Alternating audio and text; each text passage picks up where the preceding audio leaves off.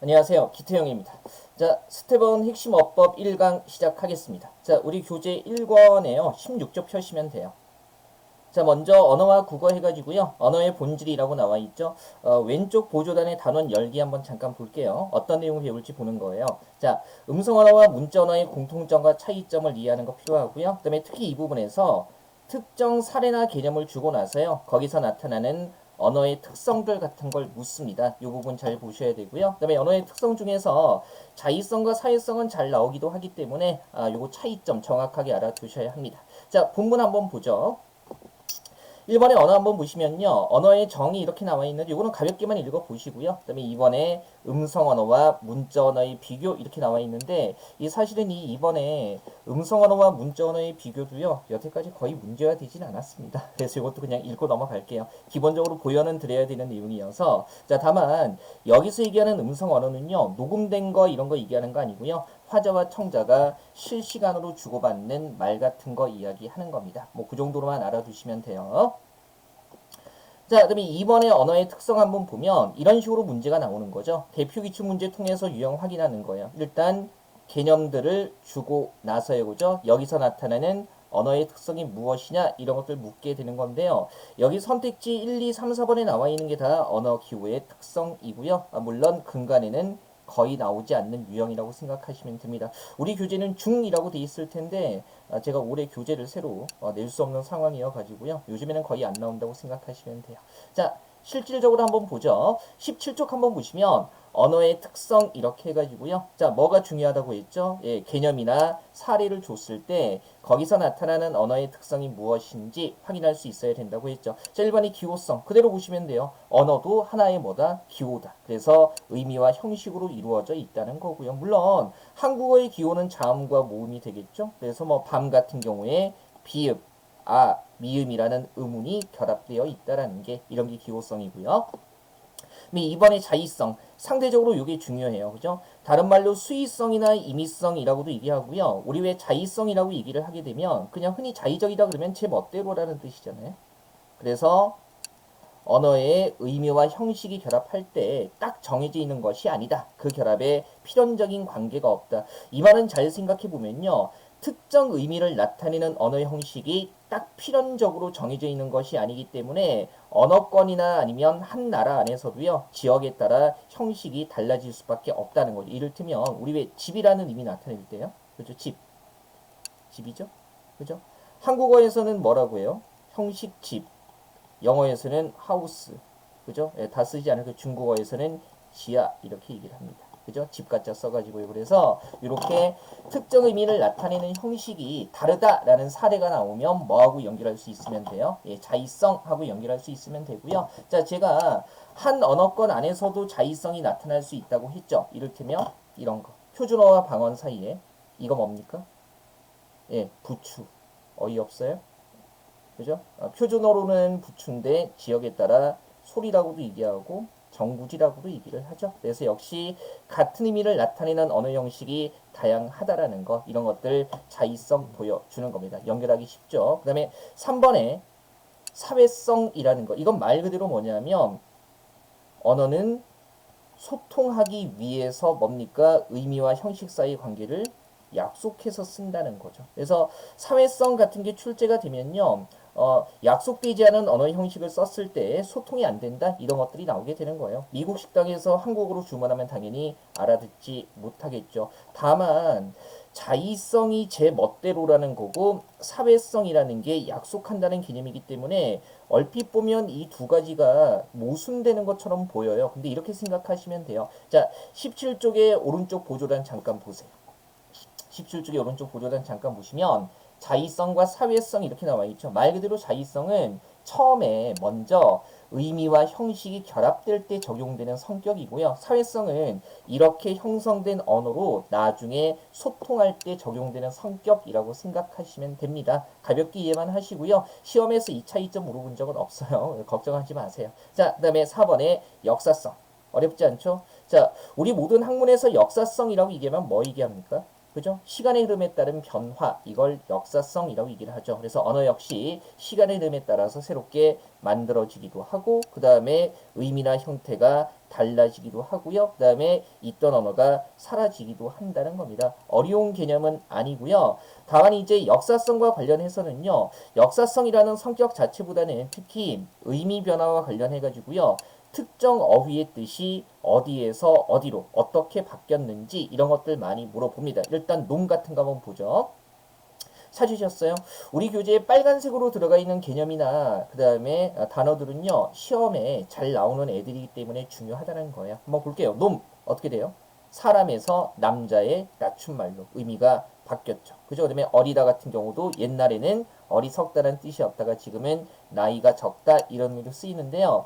뜻이 어디에서 어디로 바뀌었는가도 알아야 되지만 변화 양상도 알아야 돼요. 놈 같은 경우는 의미가 그죠? 사람 전체에서 남자에게만 쓰이는 거니까 축소된 거고요. 어리다는 뜻이 1대1로 바뀐 거니까 의미가 뭐가 된 거예요? 이동된 거죠. 이거 말고도 이런 식으로 시험에 잘 나오는 어휘들이 있어요. 17쪽의 보조단 한번 보세요. 보조단, 예, 오른쪽 얘기하는 거죠. 예, 선으로 표시되어 있는 부분이요. 자, 언어의 역사성을 보여주는 사례 해가지고요. 뭐가 나와 있죠? 예, 얼굴. 그 다음에 다리. 그리고 뭐 있어요? 예, 그렇죠. 어여쁘다. 자, 뜻도 외워야 되고 변화 양상도 확인할 수 있어야 됩니다. 얼굴은요, 원래 형체라는 뜻, 즉 몸 전체를 뜻하다가 지금은 앞면, 요만큼 얘기하는 거죠. 그래서 의미가 축소된 거고요.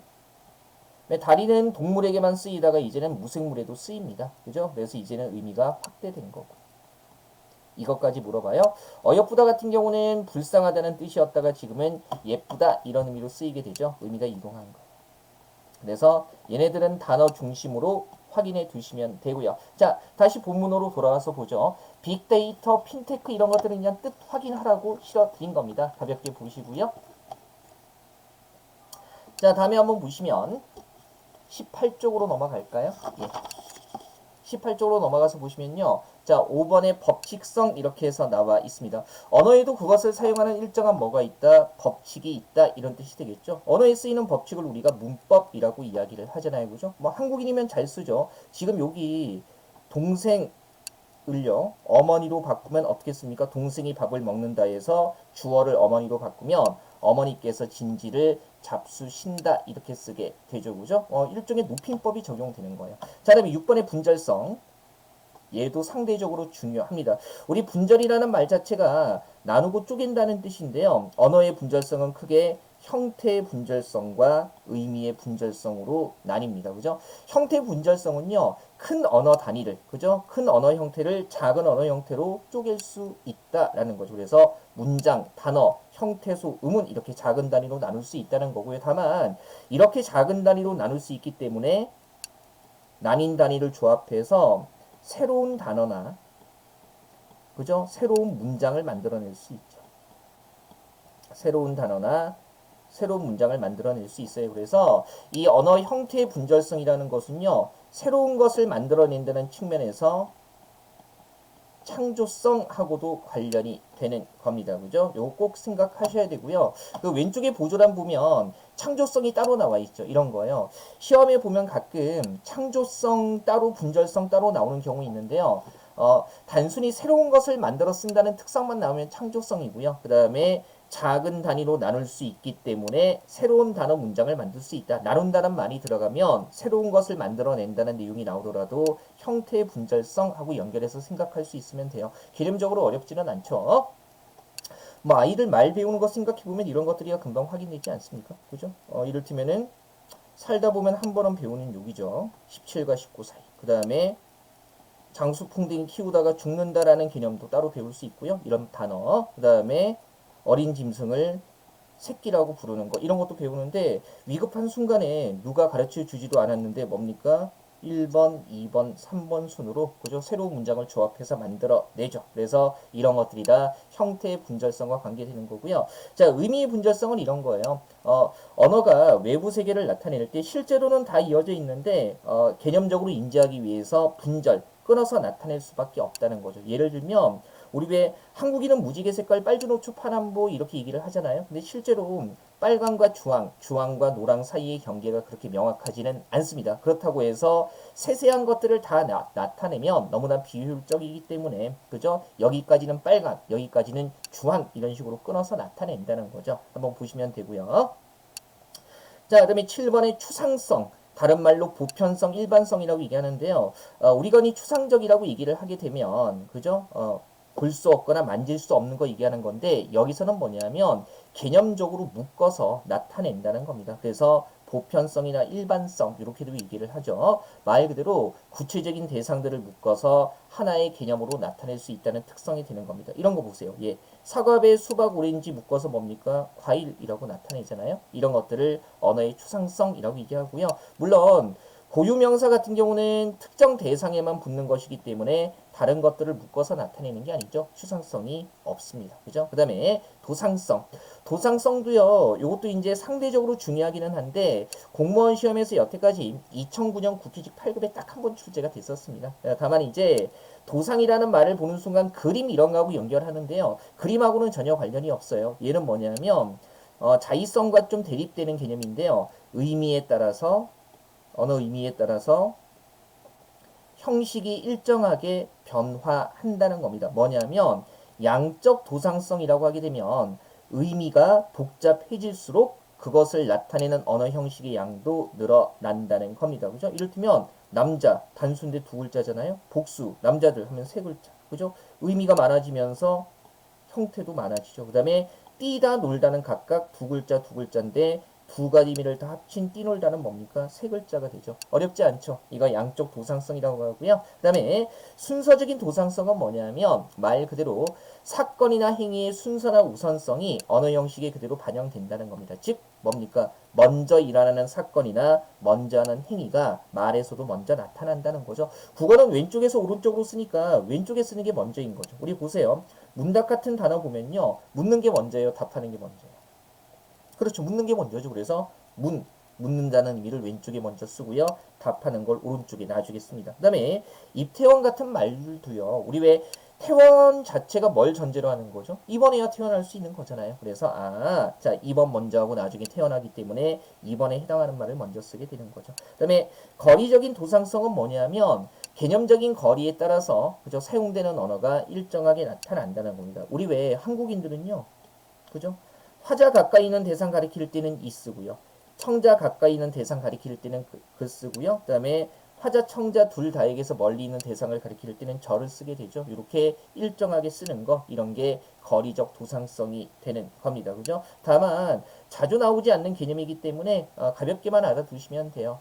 다만 그림하고 연결지어서 생각하면 안 되고요. 자, 왼쪽에 보조단 잠깐 보세요. 도상성은요, 모든 언어에서 항상 확인되는 게 아니고요. 도상성이 적용되는 범주가 따로 있는 겁니다. 그래서 개념적으로 자의성과 충돌되기는 하지만요. 뭐 이 두 개가 동시에 성립하느냐 성립하지 않느냐는 중요하지 않고요. 다만 문제에 나왔을 때 확인만 할 수 있으면 돼요. 자, 우리 교재에 나와 있는 예입니다. 예를 들면 건너뛰다 같은 단어 있잖아요. 얘는요. 어때요? 양적 도상성 나타나나요? 나타나죠. 왜냐하면 생각해 보세요. 건너다 뛰다 한 가지 행위만을 의미할 때는 각각 세 글자 두 글자인데 두 가지 의미를 다 담았을 때는 건너뛰다 네 글자가 되는 거니까 의미가 많아지면서 형식도 많아졌죠. 이런 것들 양적 도상성 나타나는 거예요. 반면에 어때요? 이거 순서적인 도상성은 어떤가요? 나타나요? 안 나타나요?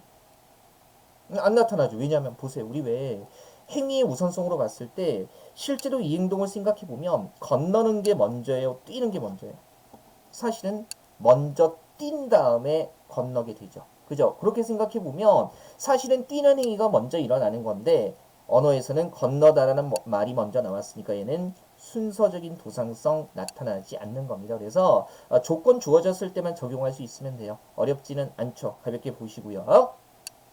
자, 그 다음에 아래쪽에 보면 언어의 기능 이렇게 나와 있어요. 뭐 특정 문장을 주고 나서요. 여기에서 나타나는 언어의 기능이 뭐냐? 이런 거 아주 드물게 물어보는 형태고요. 가볍게만 확인할게요. 표현 전달의 기능 1번. 뭡니까? 예, 화자가 그죠? 자신의 판단이나 감정 이런 것들을 표현 전달하는 거고요. 그다음에 2번에 다음 페이지에요. 지령적인 기능. 다른 말로 가마적, 명령적 기능인데요. 용어에서 그대로 드러나지만 말 그대로 어떤 행동을 하도록 혹은 하지 않도록 하는 기능이죠. 명령문이라든가 그 다음에 평서문이나 청유문 같은 경우도요. 이런 기능을 할 수 있습니다. 그죠? 보세요.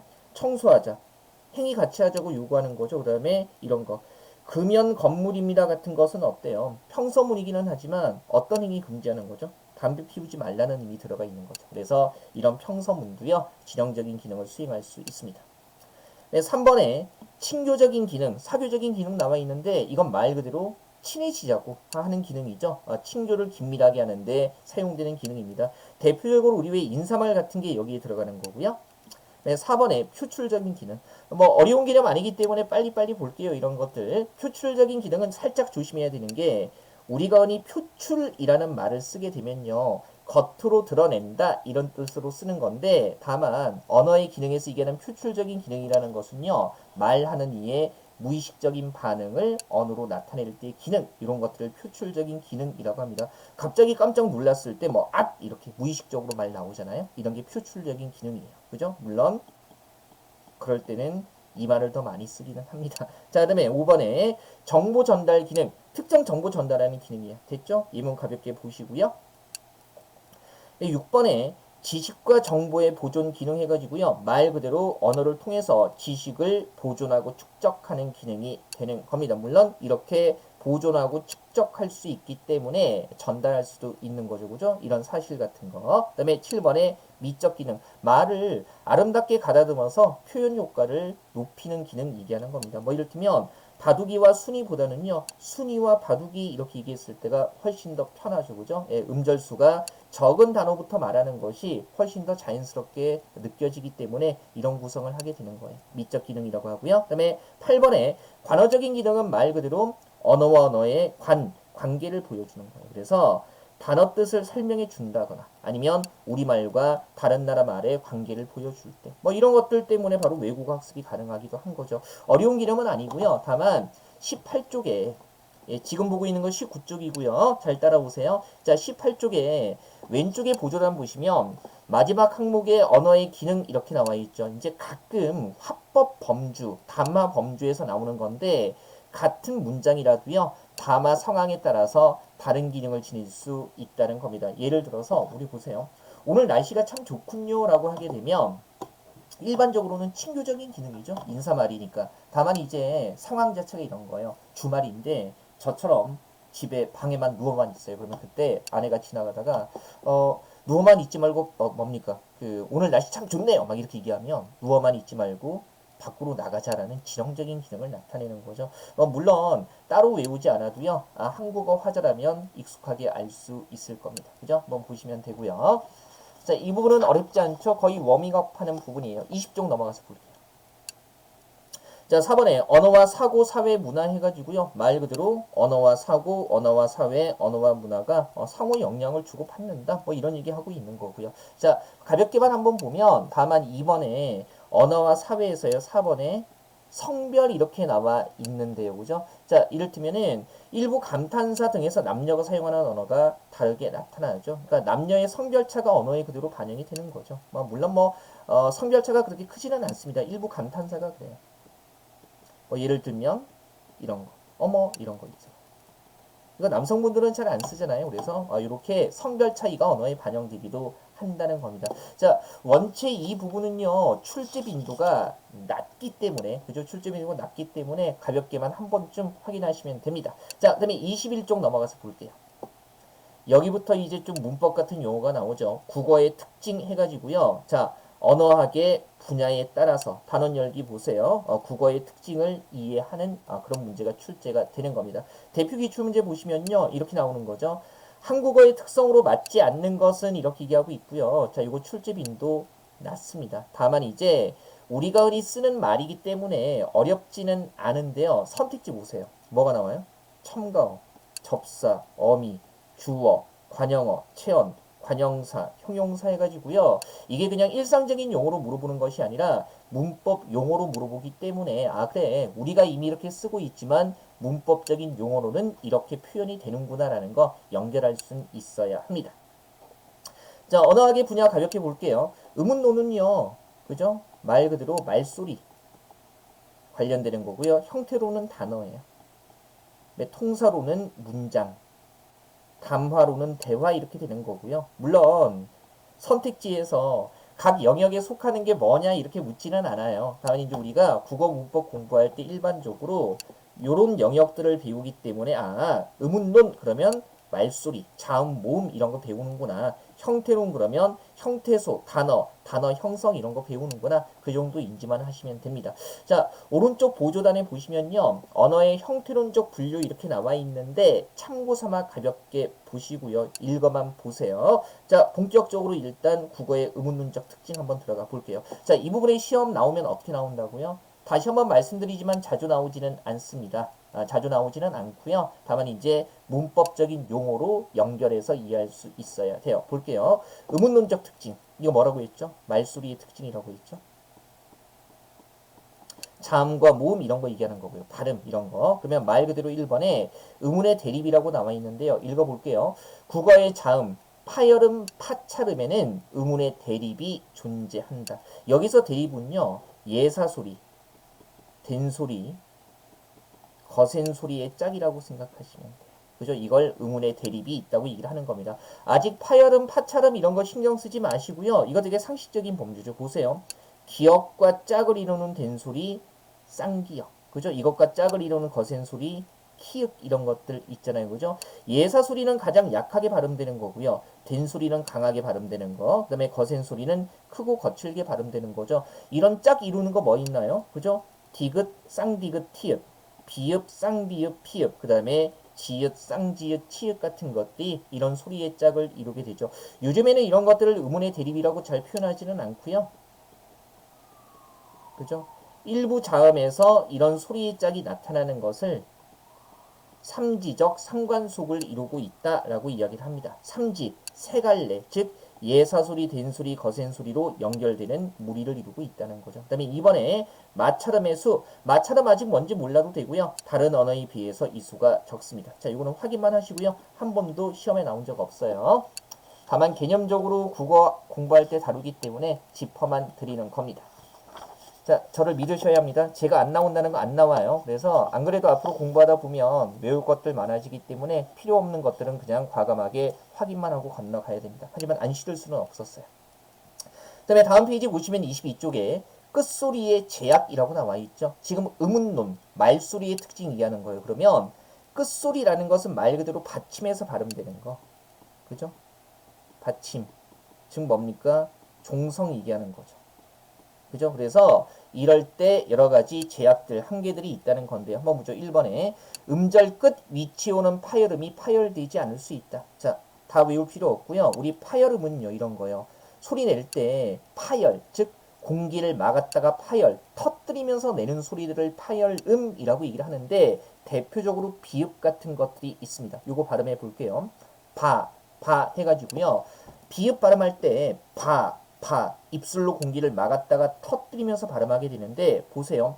집 했을 때는 똑같은 비읍이 들어가 있기는 하지만 받침이 있을 때, 즉 음절 끝에 있을 때는요. 발음할 때처럼 터지지 않고요. 파열되지 않고 집 해서 딱 막아버리죠. 그래서 이것을 음절 끝 위치에 파열음이 왔을 때는 터지지 않는다라고 얘기를 하는 겁니다. 어렵지 않죠? 이해만 하시면 되고요.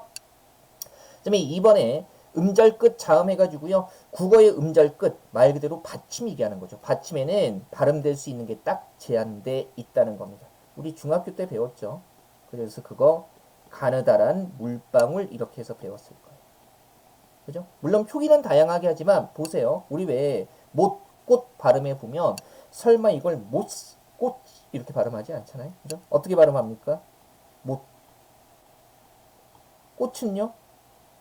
꽃 해서 시옷과 치읓으로 표기는 다르지만 둘 다 음절 끝에서는 디귿으로 발음이 되죠. 이게 나중에 이제 음운의 변동과도 관련되는 부분이기 때문에요. 가볍게 확인해 두시고요.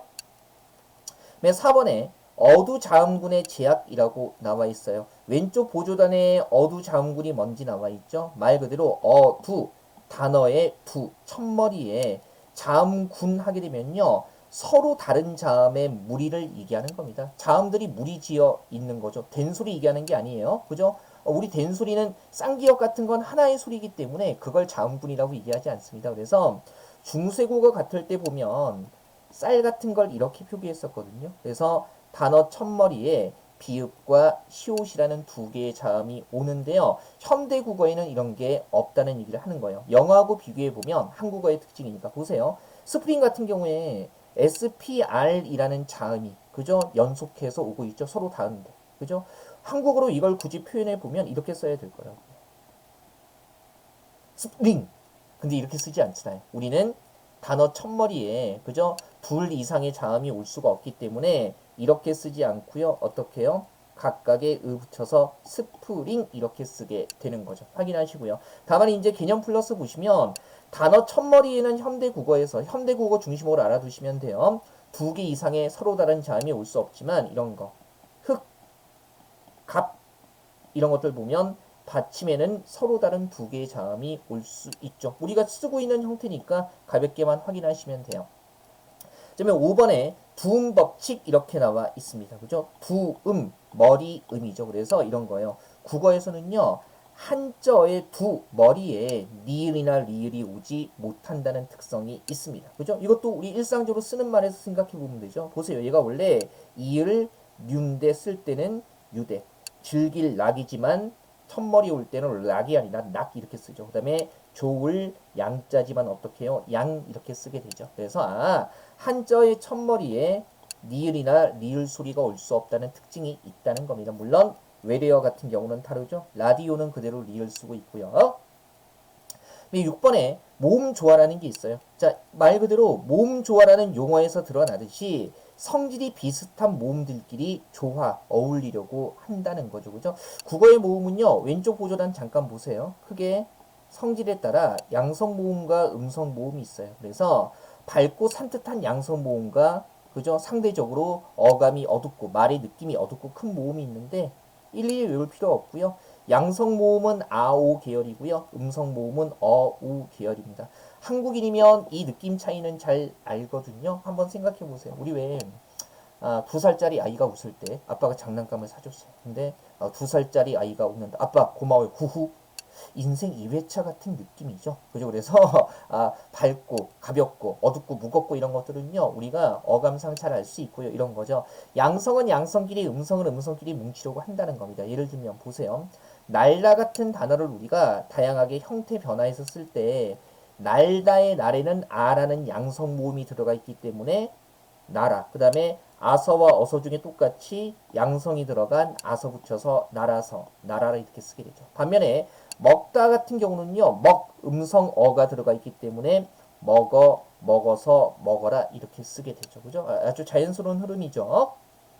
특히 이제 모음조화 같은 경우에 소리를 나타내는 말이나 모양을 나타내는 말에서 명확하게 확인이 되는데 보세요. 알록달록, 얼룩덜룩, 퐁당퐁당, 풍덩풍덩 이런 것들 우리가 잘 쓰고요. 알록달록 보면 아오에서 양성, 얼룩덜룩은 어우에서 음성끼리 나타나죠. 그죠? 뭐 퐁당퐁당, 풍덩풍덩도 마찬가지고요. 이런 것들 모음 조화라고 얘기하는 거예요. 자, 그 다음에 7번에 돌아오죠. 자, 자음 발음의 제약 이렇게 나와 있고요. 보면 발음할 때, 자, 조심해야 되는 건 표기할 때가 아니라 발음할 때예요. 발음할 때 3개 이상의 자음을 연달아 소리낼 수 없다는 겁니다. 이제 한국어의 특성이기 때문에 자꾸 다른 언어하고 비교를 해보는 거예요. 그래서 영어의 스위트 같은 경우는 발음 지금 괜찮았어요? 자, 죄송합니다. 지금 보니까 STR가 다 자음이잖아요. 자음 3개가 연속해서 발음이 되죠. 근데 국어는 어때요? 보세요. 이를테면 표기는 이렇게 하고 있지만 발음 각각 따져보면 갑도 그 다음에 어떻게 합니까? 넓게 이렇게 발음하고요. 그죠? 자, 지금 발음할 때의 특성이라고 얘기를 하고 있죠. 말소리, 의문이니까요. 지금 보면 자, 갑도라고 했을 때 자음이 최대 많이 발음되는 구간이 어디예요? 앞 글자의 모음과 뒤 글자의 모음 사이죠. 그래서 비읍, 쌍디귿 두 개고요. 넓게 같은 경우는 마찬가지. 표기는 리을, 비읍, 기역 3개 하지만 실제로는 리을과 쌍기역 2개까지만 발음이 되죠. 그래서 자, 자음발음의 제약이라는 거 발음할 때 표기 아니에요? 발음할 때 3개 이상의 자음을 연달아 소리낼 수 없다. 선생님 왜 2개까지만 발음된다라고 표현하지 않아요? 다른 언어와 비교하기 위해서 그래요. 영어는 3개 되고 우리는 3개가 안 되니까 3개 이상의 자음을 연달아 소리낼 수 없다. 이렇게 표현을 하는 거죠. 이 부분도 다시 한번 말씀드리지만 출제 빈도가 너무 낮아요. 하지만 안 보고 넘어갈 수는 없습니다. 자, 그 다음에 23쪽 한번 보세요. 형태론적 특징이라고 나와 있죠. 이거 뭐라고 했습니까? 단어. 그죠? 단어. 그래서 한국어의 단어를 보면요. 그죠? 교차어, 첨가어적 특징이 나타난다고 얘기하는데 이런 거예요. 국어 단어는요. 그죠?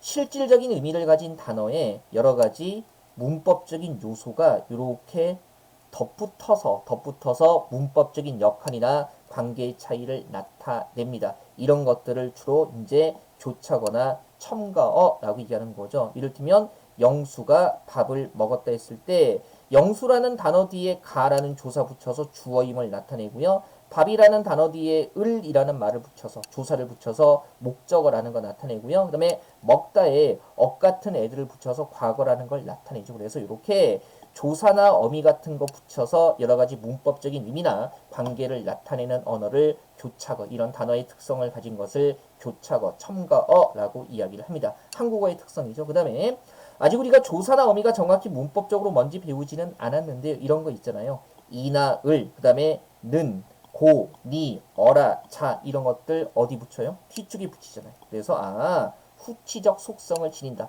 문법적인 의미를 나타내는 것을 모두 단어 뒤에 결합한다는 거죠. 별거 아니죠. 그러다 보니까 뭐예요? 문법적인 의미를 나타낼 때 자음이나 모음 자체를 바꿔서 문법적인 의미를 나타내지 않는다는 겁니다. 그죠? 이를테면 영어에서는요.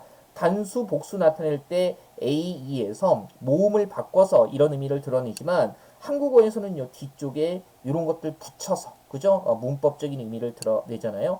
조사나 어미 같은 걸로 문법적인 의미를 나타내기 때문에 한 단어 안에서 자음이나 모음 자체를 바꿔서 의미 차이를 주지는 않는다는 얘기죠. 어렵지 않습니다. 네, 4번의 품사체계.